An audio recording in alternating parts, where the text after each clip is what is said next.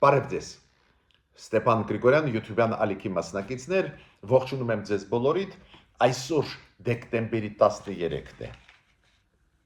մենք շարունակում ենք մեր աշխատանքը, այսօր ես ձեզ հետ ուզում եմ խոսել, այն գագաթնաժողովի, այն մեծ ֆորումի, ՄԱԿ-ի ֆորումի, որը անցավ Թուրքմենիստանում, Աշխաբադ քաղաքում, Հայաստանը ներկայացված էր այդ կոնֆերանսում բարձր մակարդակով, Հայաստանի Հանրապետության նախագահներ այնտեղ Վահագն Խաչատուրյանը, բայց շատ ուշագրավ հանդիպումներ, հայտարարություններ այդ ֆորումում եղավ, քանի որ այդ ֆորումին աշխատանքին, այդ ֆորումի մասնակցել են նաև Վլադիմիր Պուտինը, Ռուսաստանի նախագահ եւ պարոն Էրդողանը, Թուրքիայի նախագահան, շատ ուշագրավ բաներ այնտեղ կային, դրանց մասին անպայման մենք այսօր պետք է խոսենք։ Այսօր ես ուզում եմ նաև անդրադառնալ հայ-ադրբեջանական հարաբերություններին, այն զարգացումներին, որոնք գնում են Հայաստանի Ադրբեջանի միջև, դուք գիտեք, 1-2 թեմաներ, ցանկացած հարց կապված հայ-ադրբեջանական հարաբերությունների հետ պարզ է արձագանք ստանում է մեր հասարակության մեջ եւ Սփյուռքայությունում եւ Հայաստանում պարզ է դա, բայց 1-2 հայտարարություններ վարչապետ Նիկոլ Փաշինյանի 1-2 որոշումներ կապված հայ-ադրբեջանական հարաբերությունների հետ մեծ աղմուկ բարձրացրեցին ու հաշվի առնելով, որ մենք հիմա նախընտրական փուլում ենք ռեալ գտնվում իրար չխաբենք, նախընտրական կամպանիան սկսված է, մյուս տարի հունիսի 7-ին պետք է լինեն ազգային ժողովի ընտրությունները, ուրեմն նախընտրական փուլը պետք է մայիսին լինի, բայց ռեալ նախընտրական կամպանիան սկսված է Հայաստանում կես տարի շուտ ու մենք տեսնում ենք, որ հաճախ մանիպուլացնում են տարբեր քաղաքական ուժերը, տարբեր փորձագետները, որոնք քաղաքական ուժերի հետ կապված են, մանիպուլացնում են այդ թեման, փորձում են ավելի ուժեղ հարված հասցնել իշխանություններին, ստեղ էլ զարգացումներ գնում են ու զգայուն թեմաները մանիպուլացվում են ու ստեղ ես ուզում եմ մի քանի հարցերի հետ կապված ձեզ հետ քննարկում անցկացնել, օրինակ առևտուր Ադրբեջանի հետ, նաև նավթամթերքների գնում Ադրբեջանից կամ թեման շատ զգայուն կապված արևմտյան Ադրբեջան նարատիվի հետ ու ստեղ անպայման իմ կարծիքը ուզում եմ ասել ու մի քանի առաջարկություններ ուզում եմ անել նաև մեր կառավարությանը այդ թեմաների հետ կապված։ Ուրեմն ասելիք մենք այսօր ունենք, խնդրում եմ միջև սկսելը մեր զրույցի այսօրվա, խնդրում եմ ձեզ բաժանորդագրվել, կիսվել, լայքել, դա աշխատացնում է մեր YouTube-յան ալիքը, դուք տեսնում եք ինչ է կատարվում աշխարհում, ամեն ինչ արվում է թույլատրել ազդեցությունը հայտնի փորձագետներին Հայաստանի, ինչու որ մեր հայությունը չունենա օբյեկտիվ ինֆորմացիա, խոսքը գնում է Սփյուռքայության մասին, խոսքը գնում է Հայաստանի Հանրապետության քաղաքացիների մասին, այդ կիբեր հարձակումները ակտիվ զարգանում են, ուրեմն ձեզանից է կախված այն աշխատանքը, որը մենք կատարում ենք ձեզ հետ, Ստեփան Գրիգորյան YouTube-յան ալիքի շրջանակներում ակտիվ կտարածվի թե ոչ։ Դրա համար, որ ակտիվ տարածվի, պետք է բաժանորդագրվեք, կիսվեք, տարածեք այդ մեր նյութերը եւ բարձր լայքեք։ Այդ մեխանիզմներն են YouTube-յան, որոնք աշխատացնում են ավելի ակտիվ մեր YouTube-յան ալիքը։ Հիմա ես միշտ իմ ելույթները սկսում եմ դրական օրինակներից ու սպորտից դա կլինի, գիտության ոլորտում, այլ որոշումներ, օրինակ Սփյուռքայության քայլերը, մեր կառավարության դրականը անպայման պետք է տալ, որ խուճապի չմատնվի մեր հասարակությունը։ Իրոք նաև կան վտանգներ ու վտանգները բազմանում են եւ ներսից եւ դրսից, բայց երբ որ դրական կա ու դու հասցնում ես դա հասարակությունը ավելի կայուն վիճակում է գտնվում։ Օրինակ, երբ որ ես ասացի, որ վտանգներ շատ են, օրինակ վերջի ժամանակներս ես տեսնում եմ տենդենս, որ խոշոր 2-3 աշխարհի պետություններ խոշորագույն։ Ինչ թեզեր են տարածում։ Այ ասում են այս երկիրը ավելի ուժեղ է մյուս երկրից, ուրեմն այս կոնֆլիկտը պետք է լուծվի ի օգուտ ուժերի։ Դա հակասում է ՄԱԿ-ի խաղի կանոններին, բայց շատ լրջով դա առաջ են տանում նաև Ուկրաինայի օրինակ կոնֆլիկտի դեպքում։ Ու դա մարտահրավեր է ցանկացած փոքր երկրի համար։ Ուրեմն մենք պետք է հասկանանք, որ բարդ է աշխարհը, պետք է բարդ աշխարհում ճիշտ կողմորոշել, ակտիվ աշխատել։ Հիմա դրական օրինակներից դուք գիտեք, մեր բռնցքամարտիկները բավական մեծ հաջողության հասան աշխարհի առաջնությունում, որը անցավ Դուբայում։ Մեր բռնցքամարտիկները 5 հոգի նվաճեցին բրոնզե մեդալներ։ Արտուր Բազայան, Դավիթ Չալոյան, Ռուդոլֆ Գարբոյան, Օհանես Բաչկով եւ Ռաֆայել Օհանեսյան։ Շնորհավորում են մեր բռնցքամարտիկներին, իրենց ուսուցիչներին,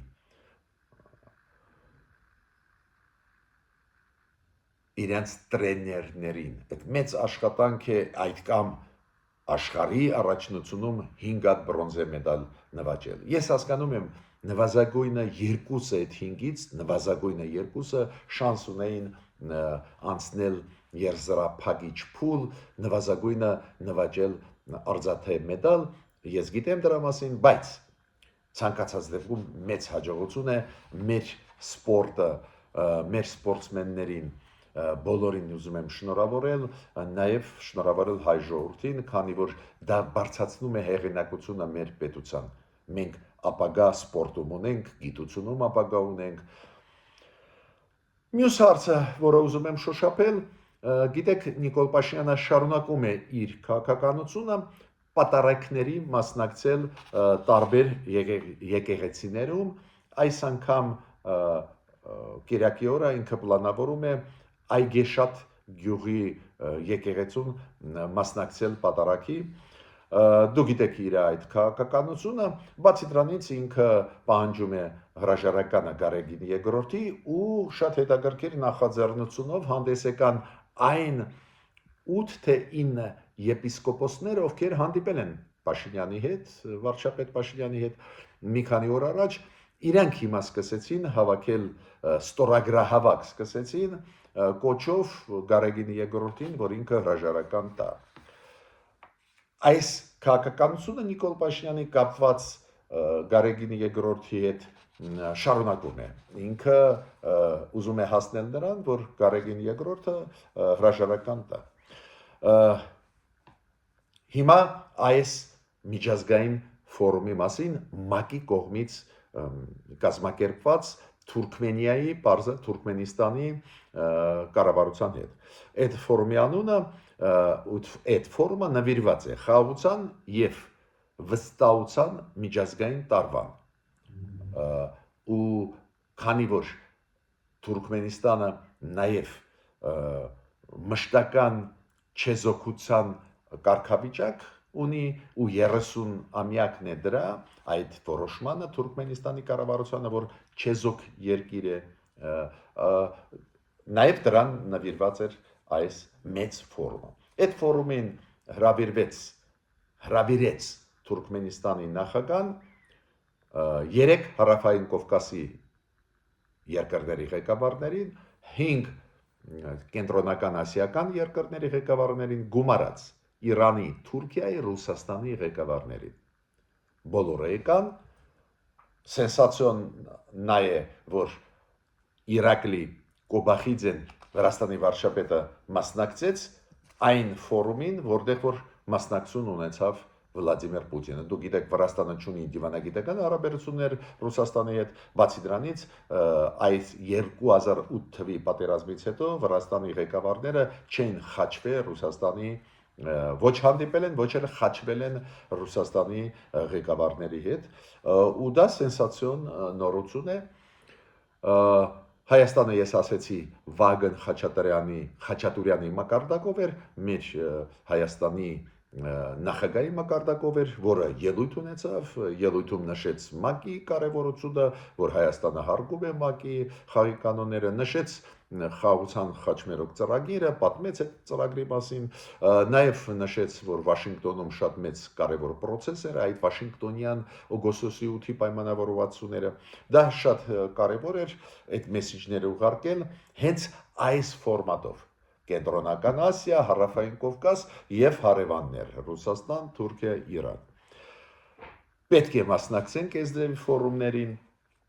քանի որ ստեղ գլխավորապես քննարկում է կոմունիկացիոն ծրագրերը, էներգետիկ ծրագրերը, կոմունիկացիաների բացման ծրագրերը։ Ուրեմն անհրաժեշտ էր մասնակցել, մենք մասնակցեցինք բարձր մակարդակով նախագահի Հայաստանի Հանրապետության մակարդակով։ Իդեպ ասեմ ձեզ, այնտեղ շատ ուշագրավ էր, որ պարոն Տոկաևը Ղազախստանի նախագահան իր ելույթի ժամանակ նշեց դրական տենդենսները կապված Վաշինգտոնյան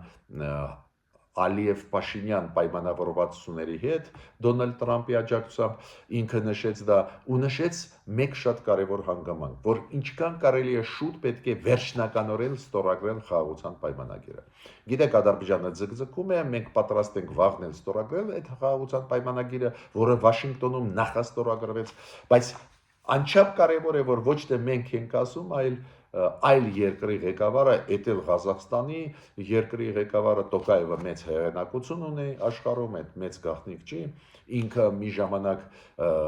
ՄԱԿ-ի գլխավոր քարտուղարի տեղակալն էր, ու ինքը ասեց, որ դա պետք է արվի։ Պարզա Պուտինը, որը մեկուսացման մեջ է, բայց հաջողքով ընդունեց ու եկավ այդ ֆորումին, նաև ինքը հանդիպումներ ունեցավ Պուտինը Ռուսաստանի նախագահ, Իրանի նախագահի հետ, ստեղ մենակ Իրանի նախագահի հետ ինչ զարմացրեց, իրանք խոսեցին ոչ միայն հյուսիս-հարավ ծրագրերի մասին, որը անում են Ադրբեջանի միջոցով, այլ ոչ թե Հայաստանի միջոցով, հյուսիս-հարավ Իրան, Ադրբեջան, Ռուսաստան, խոսեցին արևմուտք-արևելք ծրագրերի մասին, ճիշտ ասած չեմ հասկանում, որ արևելք-արևմուտք էտել Իրանի հետ։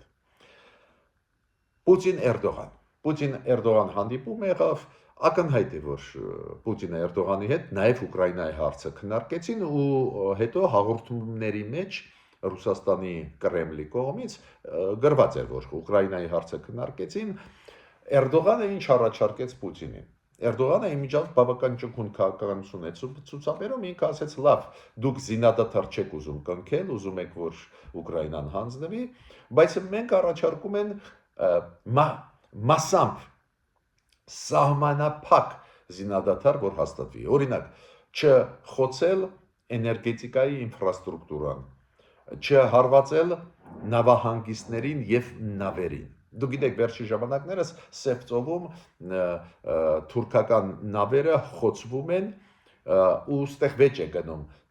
ում միջոցով, ասենք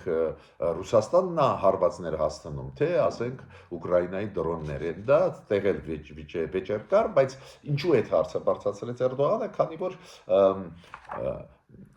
Սև ծովով նավերով տեղափոխել բեռներ դարձավ շատ վտանգավոր, նաև տուժում են Թուրքիայի նավերը։ Այդ փաստերը դուք գիտեք, հիմա ու ինքը բարձրացրեց Պուտինի առջև, որ արի սահմանափակ զինադադար անենք, օրինակ նավահանգիստներին չխփենք ու նավերին չխփենք Սև ծովում։ Պուտինը պատասխանեց ուղղակի բարի բուն իմաստով 3 ժամ անց, 2 ժամ անց։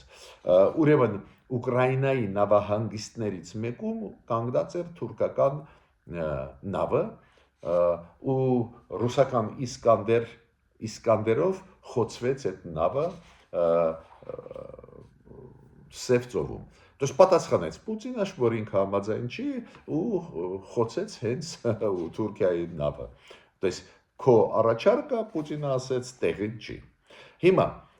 ինչ ասեց Յուրի Ուշակովը այս կոնֆերանսից հետո։ Գագաթնաժողովից հետո, որ անցավ, նոր ասեցի, Աշխաբադում, Թուրքմենստանի մայրաքաղաքում։ Յուրի Ուշակովը ասեց, որ այդ ֆորումում մեծ մասը լիդերների խոսում էին ռուսերեն լեզվով։ Միայն Վրաստանի վարչապետը եւ Հայաստանի նախագահան խոսեցին այլ լեզվով։ Ինչքան հասկանում եմ, խոսքը գնում է անգլերեն լեզվի, քանի որ այդ ֆորումը ՄԱԿ-ի ֆորում է, պարզ է, որ բոլոր 6 միջազգային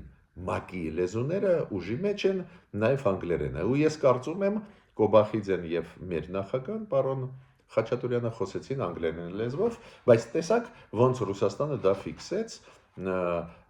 ու նշեց, որ մյուս լիդերները բոլորը խոսում են ռուսերեն լեզվով։ Նու ես պետք է ասեմ, որ Էրդողանը նախագահ Թուրքիայի չգիտի ռուսերենը ու ռուսերեն չեն խոսելու, ես կարծում եմ ինքը իր լեզվով խոսեց, թուրքերեն լեզվով, ուղղակի թարգմանությունը ապահովեցին այդ 6 մակի լեզուների վրա։ Բայց ուշադրություն ամեն ինչի վրա Ռուսաստանը դարձնում է։ Ես ուզում եմ այդ ձեզ ասել, ու մենք էլ պետք է սովորենք այդ նյուանսների վրա ուշադրություն դարձնենք, այդ դեպքում իրոք կդառնանք եւ ուժեղ պետություն, եւ ճկուն պետություն, եւ շատ արագ արձագանքող տարբեր մարտահրավերներին ու զարգացումներին։ Հիմա անցնում եմ հայ-ադրբեջանական թեմաներին։ Գիտեք, որ այն, որ Թուրքիան կներեք, այն, որ Ադրբեջանը ուզում է ծախել Հայաստանի վրա նավթ եւ նավթամթերքները, հայտնի է։ Դրա մասին հայտնեց պաշտոնյաներից մեկը Ադրբեջանի մի քանի օր առաջ։ Բայց պարզվեց, որ այդ հարցը ավելի շուտ քննարկվում էր Գաբալայում, երբ որ դուք հիշում եք երկու Հայաստանի եւ Ադրբեջանի պատվիրակությունները փոխվարչապետների մակարդակով հանդիպեցին Ադրբեջանի տարածքում Գաբալա քաղաքում։ Ու այնտեղ Հայաստանի պատվիրակությունը դուք գիտեք, որ դելիմիտացիա, դեմարկացիայի եւ ապաշրջափակման հարցերով զբաղվում է դա փոխվարչապետն է Մհեր Գրիգորյանը, ու կա փոխվարչապետ Ադրբեջանի կողմից, այդ պատվիրակությունները հանդիպեցին Գաբալայում, դա մոտավորապես 10-12 օր առաջ էր, ու քննարկեցին այդ հարցերը, ոնց պետք է անեն, ինչ պետք է անեն, օրինակ, որտեղ կշարունակեն անցկացնել դելիմիտացիա, դեմարկացիան, այնտեղ էլ քննարկվեցին այդ հարցերը, որ կոմունիկացիաների բացում, առևտրի, որ լինի կոմունիկացիաների բացում Հայաստանում Ադրբեջանի համար, Ադրբեջանում Հայաստանի համար, ու այդ ծորենի պատմությունը դրանից հետո եղավ, ու հիմա Մհեր Գրիգորյանը ասում է, այո, հենց այնտեղ մենք քննարկեցինք այդ հնարավորությունը, որ Ադրբեջանը էքսպորտ անի իր նավթամթերքը Հայաստան, Հայաստանն էլ իմպորտ անի ընդունի։ Հիմա գնային հարցով մեր կառավարությունը ասում է, ոչ մի բան ֆիքսված չի, ինչ գներով մեր վրա Ադրբեջանը դա կծախի, բայց պարզ է դա մասնավորների մակարդակով կլինի ու շուկայական հարաբերությունների համաձայն։ Ես պետք է ասեմ, որ ստեղ կասկած ես չունեմ,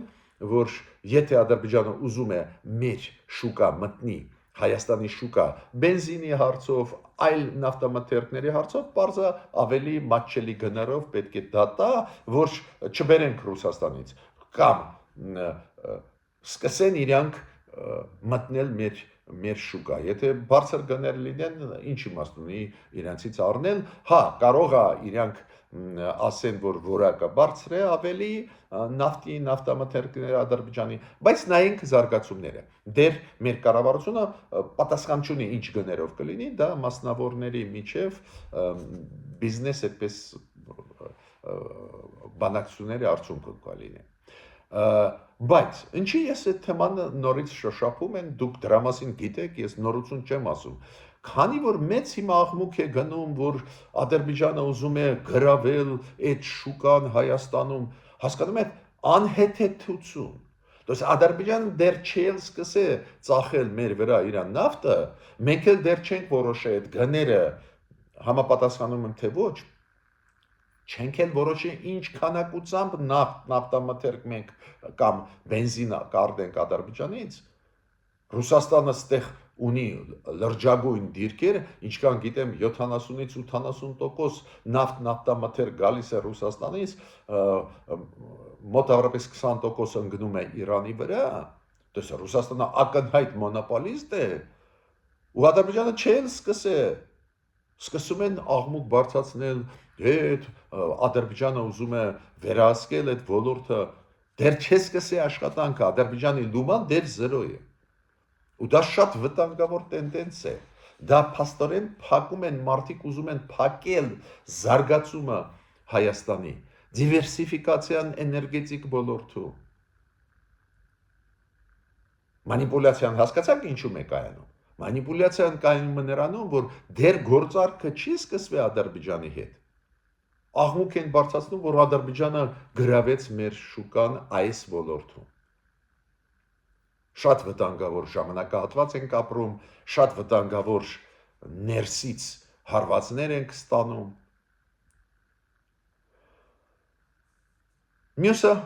Ադրբեջանը դու գիտեք, արտաքին հարաբերություններում ակտիվ է, բարեբախտաբար մենք էլ հիմա ակտիվ ենք, բայց Ադրբեջանը հետևողական այդ Վաշինգտոնյան պայմանավորվածությունների արդյունքների ուզում է հասնել։ Հիմա Ադրբեջանը ուզում է, որ Կոնգրեսը Միացյալ Նահանգների 907-րդ բանաձևը հանի։ Հիշում եք, դա ընդունվել է դեռ 1992 թվին, քանի որ ուժով ուզում էր լուծել Ադրբեջանը այն ժամանակ հարցերը, ու այդ քաղաքականությունը դժբախտաբար իրանց մոտ չի փոխվել երկար ժամանակ,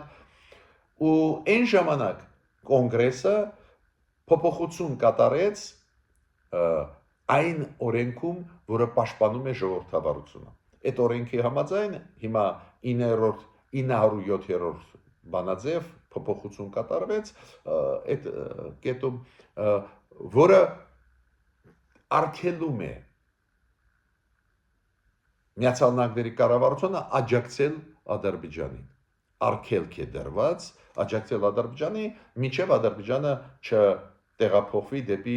խաղաղության դաշտ, խաղաղ ճանապարհով լուծել հարցեր։ Հիմա մենք բոլորս գիտենք, որ այդ բանաձևը 907-րդ չի կարող չեղյալ համարվի առանց կոնգրեսի որոշման, դա է պատճառը, որ ադմինիստրացիան Տրամպի այն պայմանավորվածությունների համաձայն, որոնք եղել են Վաշինգտոնում օգոստոսի 8-ին, հիմա մտավ կոնգրես, որ կոնգրեսը չեղյալ համարի այդ 907-րդ բանաձևը։ Բայց ես պետք է ձեզ ասեմ, որ առաջինը իմ կարծիքով հեշտ չի ստացվի այդ բանաձևը չեղյալ անել, քանի որ կոնգրեսում լուրջ տրամադրություններ կան Ադրբեջանի բացասական Ադրբեջանի նկատմամբ, քանի որ վերջնական Ադրբեջանը չի ստորագրել պայմանագիրը Հայաստանի հետ։ Խաղաղության պայմանագիրը չի ստորագրված, նախաստորագրված է։ Իմ կարծիքով կոնգրեսում կպահանջեն, որ կհամաձայնվեն այս կետը հանել բանաձևը 907-րդ վերջնականորեն հանել օրենսդրական դաշտից Միացյալ Նահանգների մենակ, եթե Ադրբեջանը վերջնական ստորագրի խաղաղության պայմանագիրը, ու իմ կարծիքով այդ ուղղությամբ կգնա զարգացումը, բայց ճիշտը դա է ասեմ, որ այդ բանաձևը վաղուց չի աշխատում, դեր Բուշ կրծե նախագահ 2001 թվականից կասեցվեց, բայց ցանկացած դեպքում տեսակ կասեցված նույնիսկ օրենքը Ամերիկայի ուզում է փոխել Ադրբեջանը, որ ընդհանրապես խոչընդոտնել չունենա իր համագործակցության մեջ Միացյալ Նահանգների հետ։ Մենք էլ սովորեցինք բարեբախտաբար ակտիվ աշխատել, դա կարելի է միայն ողջունել, մեր կառավարությունը այսօր շատ ակտիվ է աշխատում միջազգային հանրության հետ, միայն կարելի է դա ողջունել, բայց տեսակ ինչքան հետևողական է Ադրբեջանը։ Ու էլի մեկ հարցին ես ուզում եմ անդրադառնալ, որը մեծ աղմուկ բարձրացրեց մեր հասարակության մեջ վերջի 3 օր։ Հիշում եք Նիկոլ Փաշինյանը ասեց, որ ինքը առաջարկում է Ալիևին, որ Ալիևը դադար տա Արևմտյան Ադրբեջան այդ թեզը առաջ տանել, Ալիևը անում է քայլեր, հայտարարություններ, որը զարմանք է առաջացնում մեզ մոտ, դժգոհություն,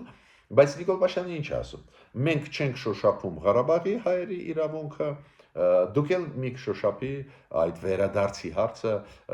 ադրբեջանցիների Հայաստան։ Դա դժգոհություն առաջացրեց։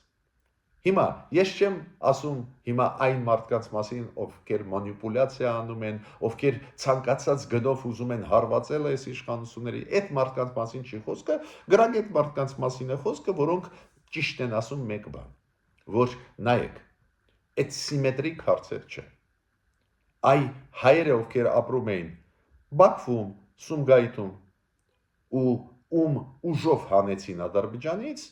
փախստական իրանք դարձան, այս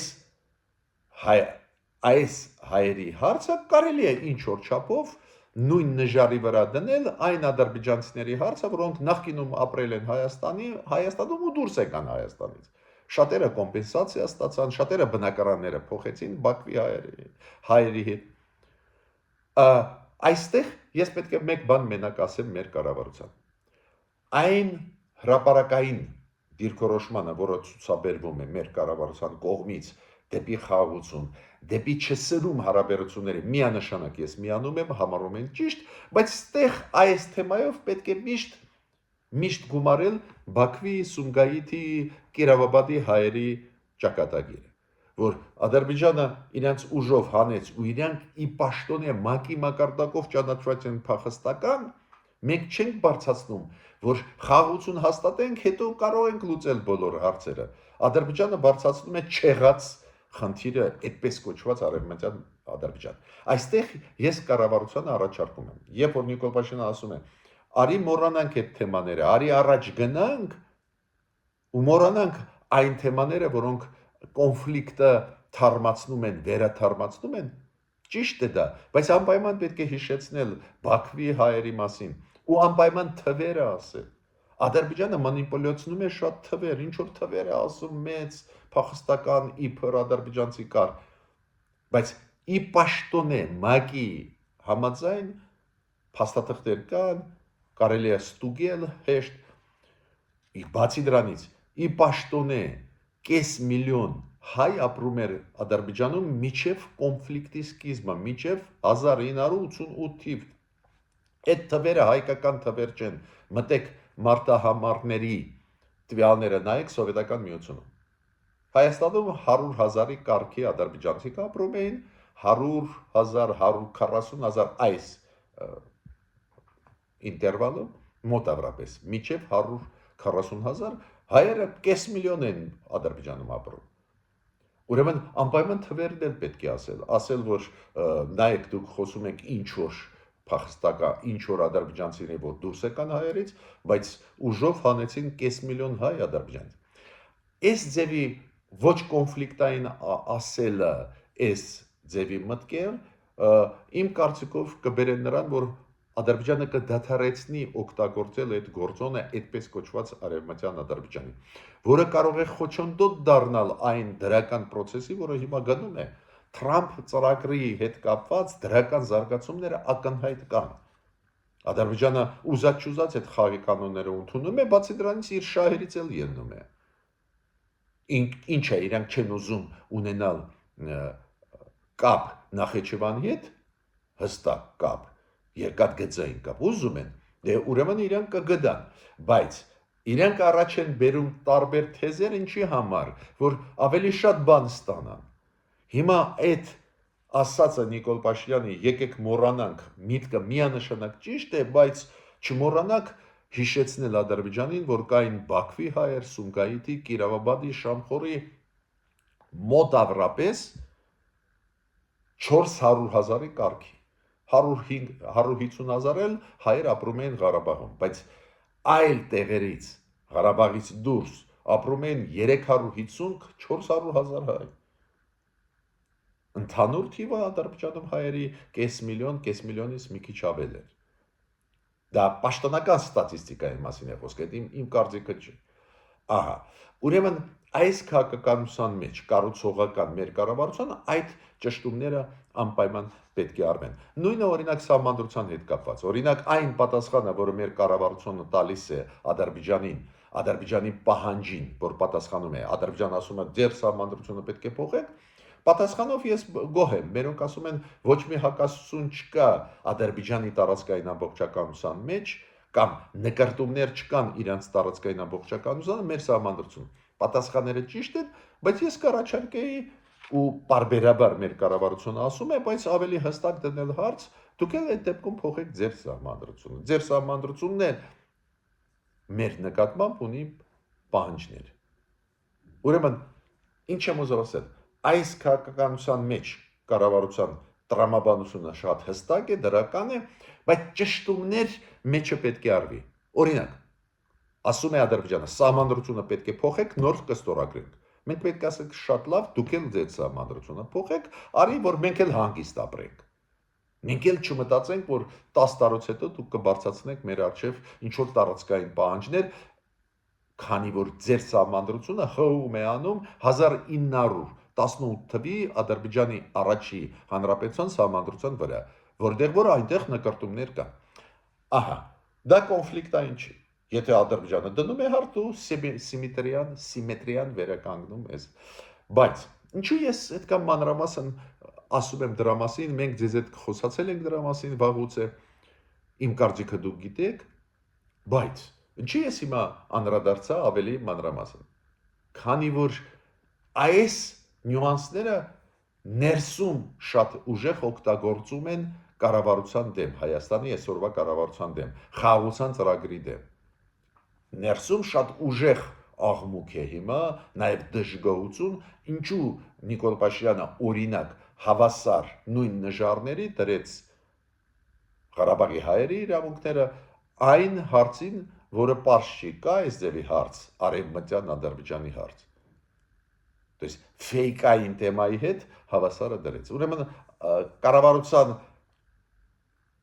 կոնցեպտի մեջ մի փոքր ճշտումներ պետք է արվեն, նոր ասեցի, օրինակ հիշեցնել Բաքվի, Սումգայիթի, Կիրովաբադի հայերի ճակատագրի մասին, որ ուժով իրանց հանեցին Ադրբեջանից։ Ես այսօր ավարտեցի իմ ելույթը, մենք պետք է շարունակենք մեր աշխատանքը, կաշխատենք, շնորհակալություն ձեր ուշադրության համար։